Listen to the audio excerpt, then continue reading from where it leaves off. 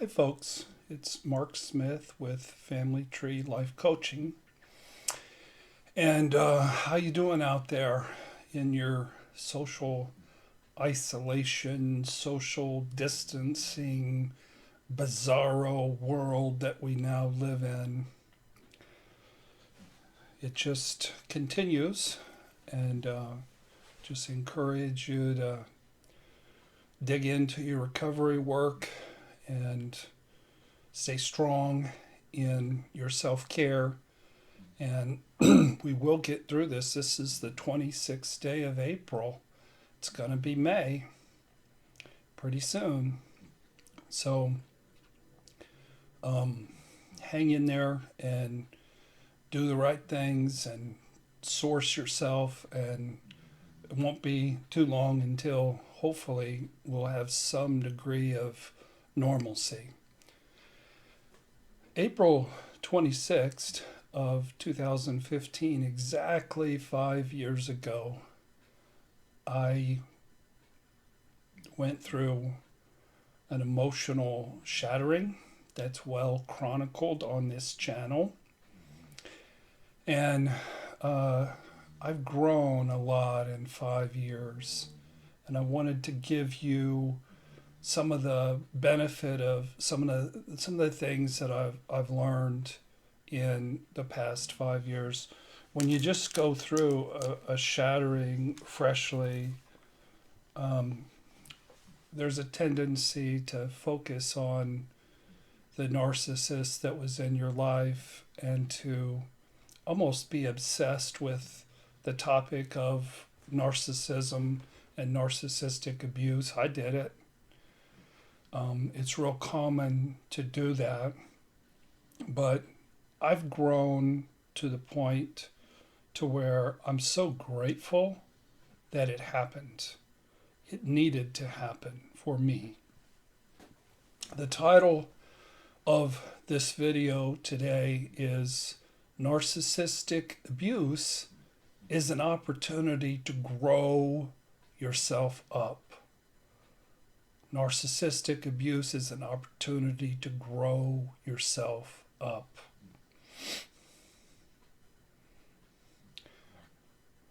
We who pick narcissists were wounded horribly, terribly in our childhoods. We pick people romantically, unfortunately, in the same ballpark as the broken people, wounded, dysfunctional, sometimes narcissistic people who raised us. So, since about 2005, I've been attracted to either narcissists, borderlines, or people who are primitive in their wounded little kid. And that's just how it works, folks. We pick the right person. And I just want you guys to, I wish that you could, early in your shattering and recovery, that you could understand why this is happening to you. You needed to be cracked open. You needed to be broken open. You needed to be shattered. So the wounded little kid, in my case, it was a little infant who would rage until he turned purple, was at my core, and I didn't know that. And I couldn't grow my wounded little kid up until he came splurting out all over the place. That's the way it is. You will fall in love with dangerous people if you were raised by dangerous people. And if you were broken by dangerous people, it's all about the people that you grew up with. It's not about the narcissist. Narcissistic abuse is an opportunity to grow yourself up. Many therapists, unfortunately, including me, have focused too much on healing the wounded inner child and not enough on growing up the wounded inner child. I've begun a course of therapy lately that is focused more on getting in and staying in my adult self. And it's given me permission to be a grown-up man. It's weird when you're 60 years old and you walk around feeling like a little kid most of the time.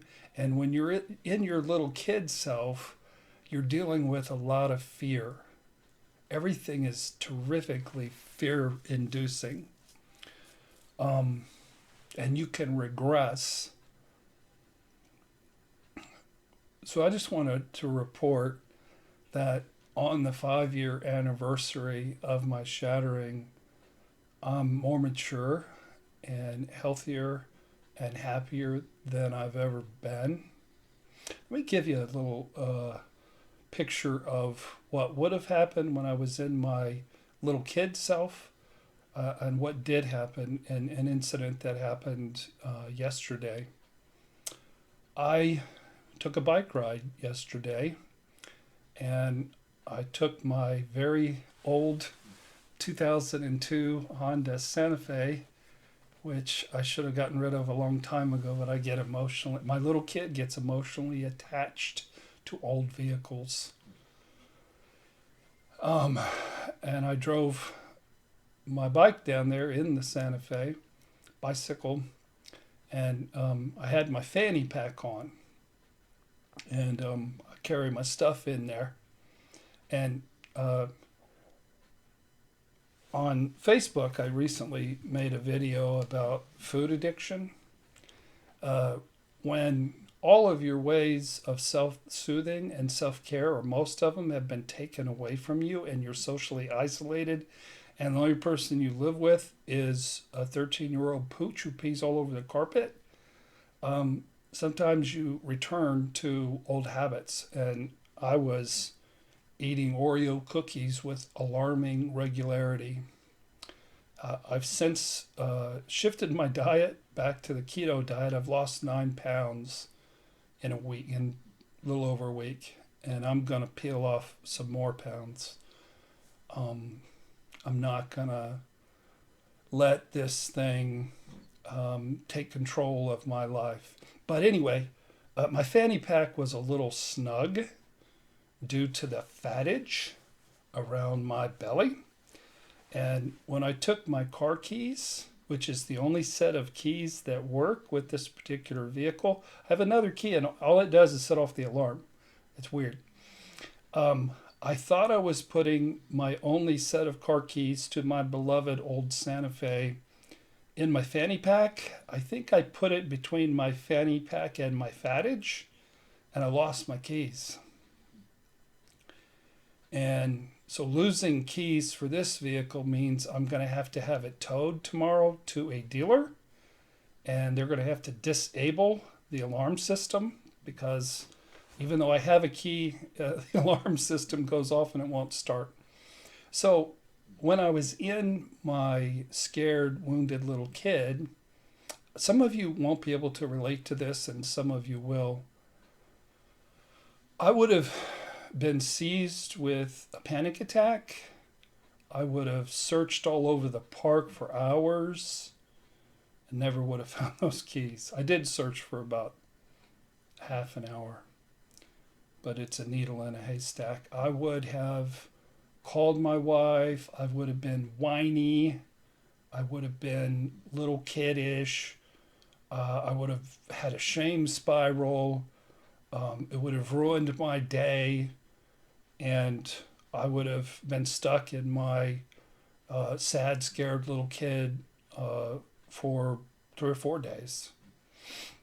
Since I've grown up and I'm in my adult self, I realized I had lost the keys. It was what it was. I rode my bicycle quite a long ways to get home. And I brought back the other key, and sure enough, it didn't work, and that's okay. I didn't call my wife. I didn't spiral in shame. It's unfortunate my vehicle is still down there in Broad Ripple, but I'll get it towed tomorrow, and it's going to cost me a lot of money to get it towed and get the alarm system taken care of, but things happen. Bad things happen. It's okay to make mistakes. So instead of being needy and whiny, I was able instead to be present for my wife because she had a particularly rough day with a lot of things going on. She didn't need a little infant whining and carrying on. I'm not making fun of myself when I was freshly shattered. I'm not making fun of any of you, but the point of going through narcissistic abuse is to expose the wounded little kid and then to grow the wounded little kid up. And I have stayed too stuck in my wounded little kid. And I think all I needed was permission to go ahead on and be a man and to have capacities that I had, but I wasn't employing because I was too stuck in the wounded little kid. My lovely wife and I, Renda, we're just two little kids who fuss a lot at each other. And we're both in a process of shifting into our adult selves. And our relationship has grown so much. We've both healed so much as a result of the work that we're doing with each other. But I've come to understand romantic love not as a place to get your needs met. I said I've come to understand romantic love as a place not to get your needs met. This is where we go wrong. If you end up with a narcissist or borderline or a sociopath, it's because your wounded little kid was too vulnerable and easily manipulated. You were looking for the perfect parent to give you what you never got, and they put on a show to try to become that perfect parent. With my former fiance, we conspired to call her the country girl with a heart of gold. No, she was a sex addict narcissist with a black heart of cold ice is who she really was, but I wanted to see her as the good mother who would take care of me. So relationships are there to give you an opportunity to grow up. And just by being given permission by the new work I'm doing with this therapist, my wife has noticed in really a matter of 2 or 3 weeks that I'm spending a whole lot more time in my adult self and very little time reacting, needing to be heard, tantruming, being ouchy boo-boo, being Mr. Fussy Pants. You guys know what I'm talking about. And it's been amazing, really. So what it's allowed me to do is to not take things so personally. So I'm grateful to my former fiance for cracking me open.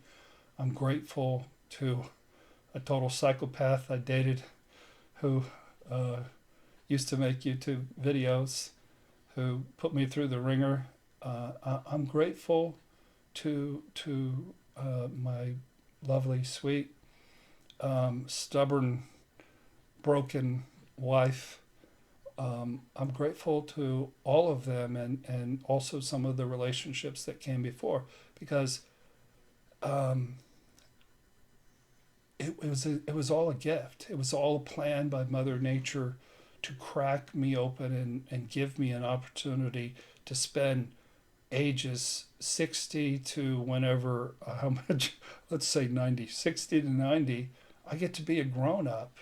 I get to be somebody I can look in the mirror and respect and not have this regressive, infantile stuff popping up so often. It's been just delightfully freeing. So what this does is it allows you to not take things so personally when you grow up your inner child, and nobody has the power to hurt you and wound you so deeply. in my marriage with Renda, I would countless times just get so wound up and so overreactive, sometimes about little things, almost always about imagined things. And that is insane. And it makes for instability. And don't see narcissistic abuse as something that's unfair. Don't see narcissistic abuse as you being victimized. Dear Lord, you weren't victimized. You've been given an opportunity to heal yourself and to grow yourself up. So again, romantic love in its mature phase isn't about your little kid seeking a parent that you never got. You'll never find that. All of us are frozen, reactive, broken little kids. You'll never find somebody who'll fulfill you. You need to learn how to source yourself. Love is about me being mature, you taking care of you, and about you then being there for your partner. So I'm so grateful. I'm so grateful for this whole experience. It's been a roller coaster ride. It's been horrifically nightmarish. But if you grow up with monsters, you're going to fall in love with monsters, and you're going to have your ass handed to you. And you can whine and complain and be fussy britches about it and let the little kid run your life and constantly be in and out of relationships because they blow up in your face. Or you can use this as an opportunity to know yourself better, to explore the depths of the wounds of your childhood and heal them and grow yourself up and become the best version of you that you can become. Please take this opportunity, take this journey of maturity, of gratitude, of deep weeping, of anger directed at the proper people, not rage directed at a narcissist, no resentment, no bitterness, but healthy anger toward the people that put you in this situation, your mama and your daddy. So I hope this makes sense. I hope you understand what I'm talking about. If you understand, it can completely change your life. It can give you more control. It can allow you to be there for others. What I went through was I was so wounded and I was so shattered that I couldn't really be there for Renda, which is sort of what she signed up for, and now she's shifted that approach. And I couldn't really be there for a lot of people because I was an infant in a grown man's body. And if you understand this video and start to give yourself permission to shift out of that primitive little kid and seize your power as a grown-up adult, it'll change your whole perspective. I'm wishing you maturity. I'm wishing you strength. I'm wishing you confidence. I'm wishing you the opposite of victim mentality. You hear Mr. Pauly snoring over there. Take care of yourselves. My heart goes out to you if you've been freshly shattered and you've lost your job and you're socially isolated. Life is hard. I didn't realize how hard life could be, not just in relationships, but this global pandemic. Who knew? Who knew something like this could happen? If you're left in your little kid self and you have to deal with a global pandemic, again, you're going to have your ass handed to you. But if you can stay in your adult self and do what you can do and be grateful for what you can be grateful for, you're going to be just fine. Thank you for watching today. Take good care of yourself and stay safe, and God bless.